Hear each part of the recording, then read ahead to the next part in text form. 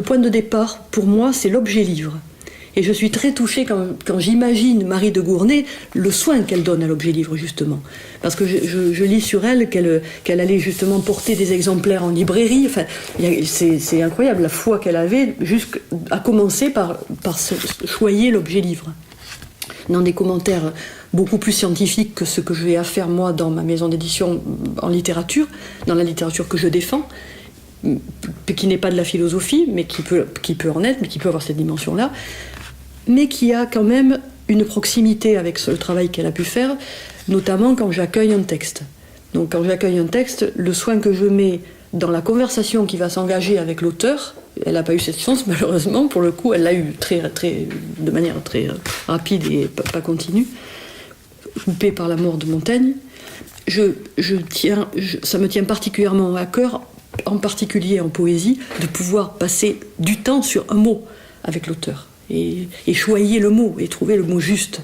Je l'ai fait pas plus tard qu'hier pour un livre à venir. C'est une dimension quand je reçois un texte, ce texte me traverse.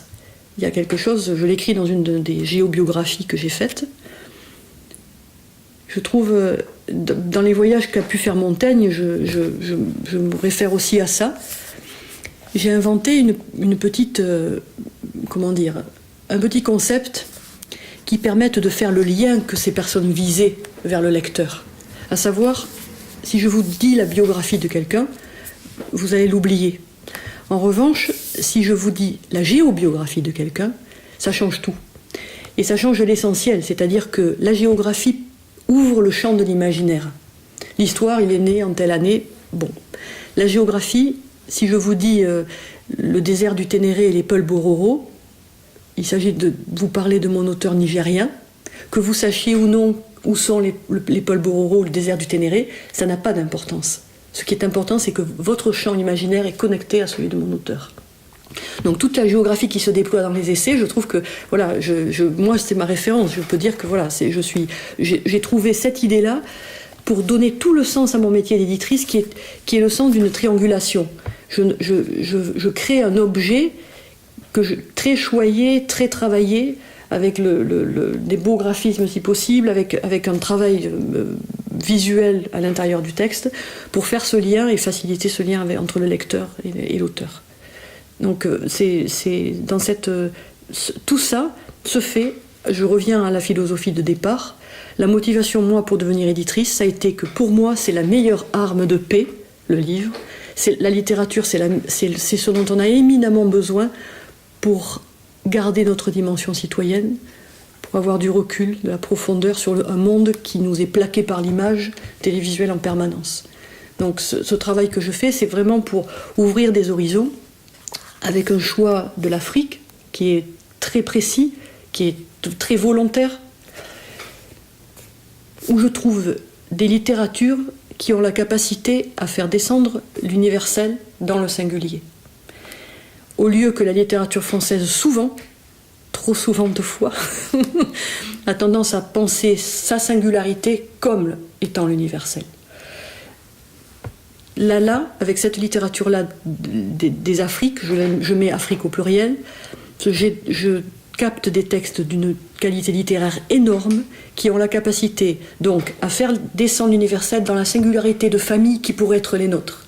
Et tout d'un coup, ça prend tout son sens de partage, et de partage qui est sous-tendu par moi par rapport à la littérature, c'est son lien avec notre propre dimension artistique.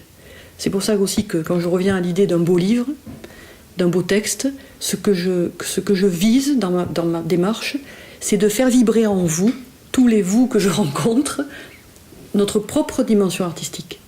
Et tout le monde a ça, et c'est un bien commun et un bien intime qu'il faut faire vibrer en l'autre, et c'est ça qui vibre plus dans notre monde, et de moins en moins, ou de manière sporadique.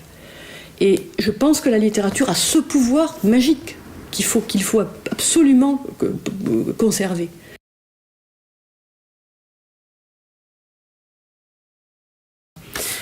J'ai vécu ça très intensément autour du Champ des possibles de Marc-Alexandre Houbambé, qui est notre auteur qui a reçu le prix Paul Verlaine de l'Académie française en décembre dernier.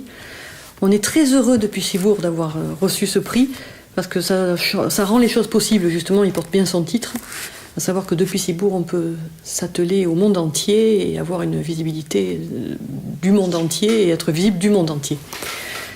Le travail que j'ai fait avec lui, il est exactement dans la pure lignée de ce que je vous ai dit tout à l'heure, à savoir qu'un texte qui me touche, j'en suis la première expérimentatrice sur la dimension artistique, où ça me touche artistiquement.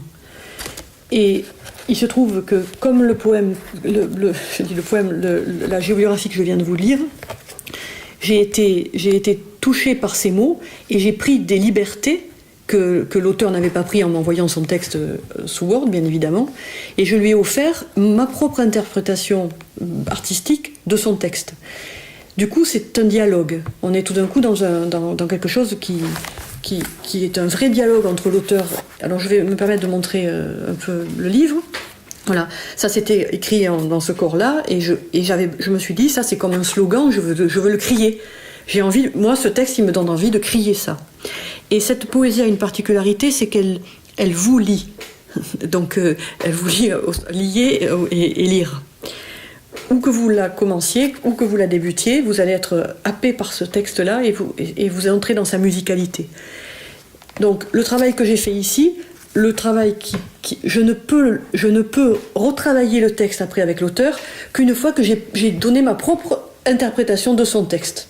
Et après, on va peaufiner au mot près. C'est-à-dire qu'après, effectivement, on relit et on va se dire, tiens, on l'a fait hier encore, c'est, voilà, ce mot-là, on avait ajouté, il avait écrit modeste, et on a discuté pourquoi ce modeste est venu là, et on a décidé d'enlever ce modeste. Mais après, une conversation qui prenait en compte des chapitres précédents, des chapitres après, le pourquoi de ce modeste était venu, et s'il fallait l'enlever, voilà. Donc rien qu'un petit mot comme ça nous a occupé un temps assez important. Mais il est très important. Parce que modeste, il a une grosse connotation, donc on pouvait pas s'en passer. Et ensuite, je veux bien vous montrer encore des petites choses. Ça, je fais une dédicace à Marie de Gournay en vous montrant quelque chose que j'ai fait dans ce livre. Il faudrait que je retienne la page. Je vais le trouver. Voilà. Là, j'aurais pu décider totalement autre chose, mais j'ai écrit en petit plus fort que la mort, et puis l'autre poème commence par elle. Voilà. Donc cette explosion du féminin.